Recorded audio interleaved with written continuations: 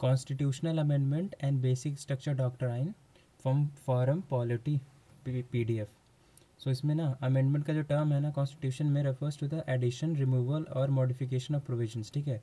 और in landmark Kesavananda Bharati case 1973 the supreme court ruled that while the parliament can amend any part of the constitution it can not alter its basic structure. So याद रखना है। और एक चीज़ और है कि the amending the Indian constitution is not as easy as in Britain nor as difficult as in USA, ये भी याद रखना है। और इसके कुछ प्रोसीजर देख लेते हैं फॉर अमेंडिंग द कॉन्स्टिट्यूशन। सो पहला क्या होता है, initiation and introduction of bill होता है, फिर पैसेज ऑफ बिल होता है, फिर स्टेट रेटिफिकेशन होता है, देन प्रेसिडेंशियल एसेंट होता है, देन इनैक्टमेंट ऑफ लॉ। और एक चीज़ और है कि initiation and introduction of bill में क्या होता है, an amendment to the constitution can only start with the bill introduced in either house of the parliament, Lok Sabha और Rajya Sabha, not in the state legislature, ठीक है। याद रखना कि स्टेट लेजिस्लेचर में नहीं होता है। The bill can be introduced by any member of the parliament either a minister और प्राइवेट मेंबर, ठीक है, ये भी याद रखना। It does not require prior permission of president. और पैसेज ऑफ बिल में एक चीज़ याद रखना है, the bill must be passed by each house of the parliament separately bye special majority. और प्रेसिडेंशियल एसेंट में एक चीज़ याद रखना है कि after the 24th amendment 1971 the president is obligated to give assent to the bill, that is they cannot withhold it or send it back for reconsideration। और हम देखते हैं अब टाइप्स ऑफ अमेंडमेंट में। सो पहला कौन सा है, अमेंडमेंट बाय स्पेशल मेजॉरिटी। सो इसका मतलब क्या होता है, majority of total members in the house in each house and at least 2/3 of members present and voting, ठीक है। और इसका एग्जाम्पल क्या है, ये मतलब amendment by special majority of parliament कहाँ का यूज़ हो सकता है। इसका example, constitution allows amendment through this method in fundamental rights, DPSP and all other provisions not governed by other types of majorities. दूसरा टाइप कौन सा है, amendment by special majority of parliament and ratification by states. इसमें ना इसमें क्या चाहिए होता है, इस स्पेशल मेजॉरिटी चाहिए होता है, also require ratification bye at least half of the state legislature bye simple majority, ये याद रखना है। इसका एग्जाम्पल क्या है कि election of president and it's manner, extent of the executive powers of the union and states, supreme court and high courts, distribution of legislative power between union and states, goods and service taxes, tax council, any of the list in the 7th schedule, representation of states in the parliament, power of parliament to amend the constitution and its procedure, article 368 itself। so ये example थे इसके। तीसरा कौन सा type है, amendment by simple majority of parliament, ठीक है ना। इसमें क्या होता है, 50% of members present and voting वाला चाहिए होता है। इसका एग्जाम्पल क्या है, पासिंग द ऑर्डिनरी और money bills, passing the confidence और no confidence motion, declaring a financial emergency, declaring the rule of president or state emergency, electing deputy speaker and speaker in Lok Sabha, admission or establishment of new states, formation of new states and alteration of areas, boundaries or name of existing states, abolition or creation of legislative council in states। सो ये जितने भी examples थे ना हर amendment के, वो सब याद करने क्योंकि ये पूछा जा रहा है बार बार एग्जाम्स में। और अब हम देखते हैं can a constitution legally abolish itself. So इसमें क्या है, the Indian supreme court's doctrine of basic structure answers this with a firm no, मतलब नो कि can a constitution legally abolish itself, ये नो आंसर है इसका। Even when the amendment is passed by following the exact procedure under article 368 it can still be declared unconstitutional if it seeks to dismantle the essential features of the constitution. In doing so, the court draws a distinction between constitutional change and constitutional destruction. This raises a deeper question. Can constitutional identity be redefined by those in power, or is it something to be preserved beyond transient political majorities? The judiciary's stand suggests that some elements like democracy, secularism, and the rule of law form the enduring core of India's constitutional selfhood and are not open to erasure even by parliament, याद रखना है। अब हम देखते हैं doctrine of basic structure. तो इसका evolution कैसा था, the origin of basic structure doctrine can be traced by Shankari Prasad versus union of India 1951। और Shankari Prasad versus union of India 1951 में क्या था, the supreme court upheld the validity of the first amendment act. It ruled that the Parliament's power to amend the Constitution under Article 368 also included the power to amend the fundamental rights. The court clarified that the word law in the Article 13 referred only to the ordinary laws made by the Parliament or the state legislature. The Constitutional Amendment Acts under Article 368 are not treated as laws for this purpose and hence were outside the scope of Article 13. So याद रखना है कि जो Constitutional Amendment Act amendments under article 368 है ना, वो law नहीं कहलाता है अंडर आर्टिकल 13. और 1965 में क्या आया, case of Sajjan Singh versus state of Rajasthan. इसमें क्या था, supreme court upheld the power of parliament to amend any part of the constitution including the fundamental rights. However in his separate opinion justice J.R. Mudholkar first introduce the concept of basic structure of constitution. So याद रखना कि इसका justice J.R. Mudholkar ने ही पहली बार introduce किया था concept of basic structure to the of the constitution. ठीक है. और 1969 में कौन सा, prime minister Indira Gandhi's government nationalise 14 banks which was challenged in the supreme Court in R.C. Cooper versus union of India 1970. और एक चीज़ और याद रखना है कि parliament can amend the constitution under article 368 but it can not alter the basic structure. फिर Indira Nehru Gandhi versus Raj Narain 1975 में supreme court reaffirm the basic structure doctrine. और मिनर्वा मिल्स केस 1980 में supreme court struck down this provision of 42nd amendment act.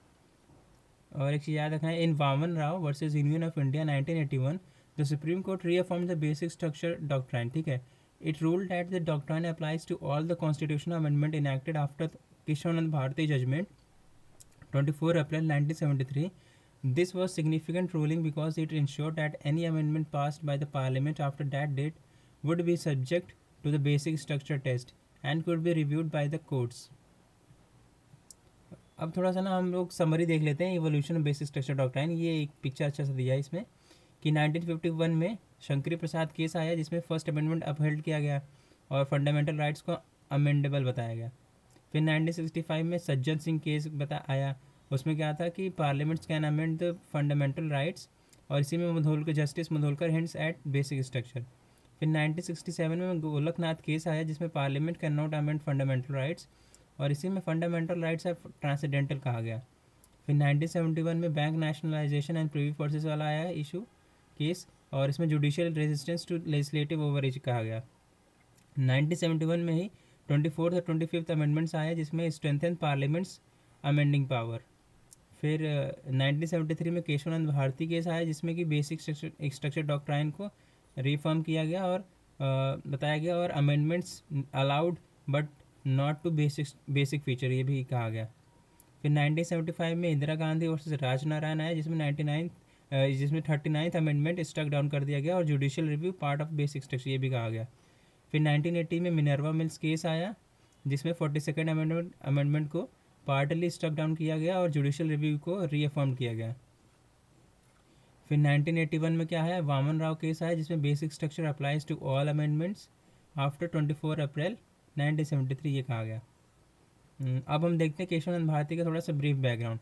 So Kesavananda Bharati was the head priest of the Edneer mutt Hindu religious institutions located in the Kasaragod district of Kerala. और वे ना Advaita Vedanta school of Hindu philosophy के थे. विद्याधीराज तीर्थ माधवाचार्य.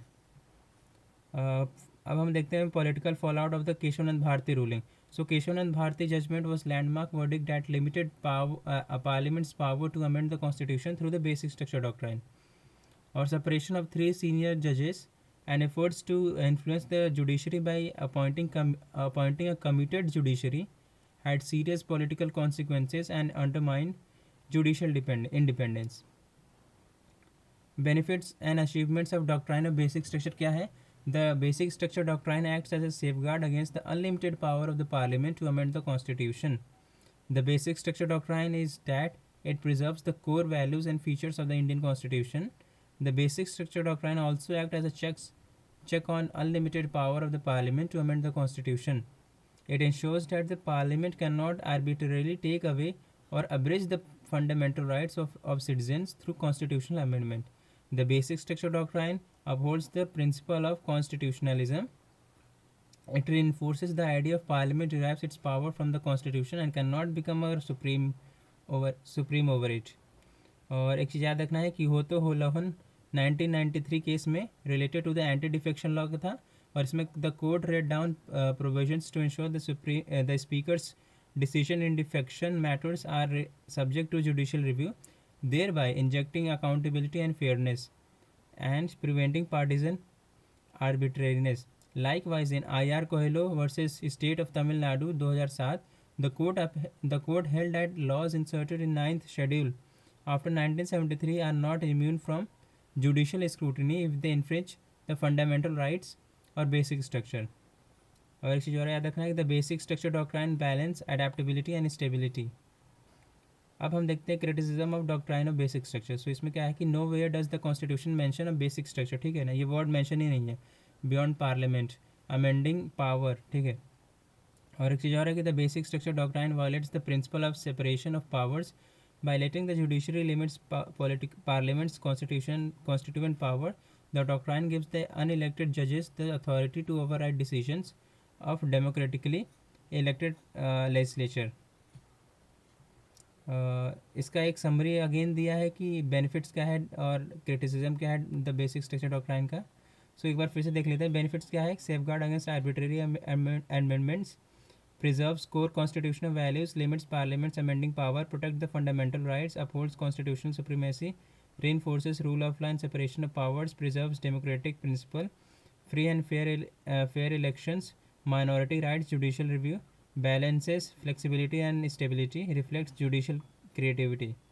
और criticism क्या है कि no textual basis in the constitution, ambiguity and subjectivity, no clear definition of basic structure, judicial overreach है, unelected judges overriding elected parliament, violates separation of power, judicial limits parliament's constituent power, hinders constitutional adaptability, democratic deficit, judiciary as a third chamber of parliament, inconsistency in the application, varying interpretation across the judgments.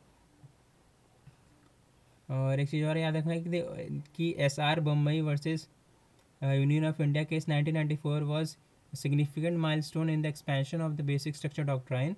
The court affirmed that the state governments are not subordinate to the central government and emphasized the principle of cooperative federalism, holding that president's power to dismiss a state government under Article 356 is not absolute and is subject to limitation. फिर इसमें क्या है कि later in IR Coelho case 2007 में the court held that laws placed in ninth schedule prior to the Keshavanand Bharati decisions were protected from judicial review. याद रखना है, as the basic structure doctrine was not yet firmly established at that time. लेकिन however any laws added to the ninth schedule after 1973 can be subject to judicial scrutiny. ये भी याद रखना है.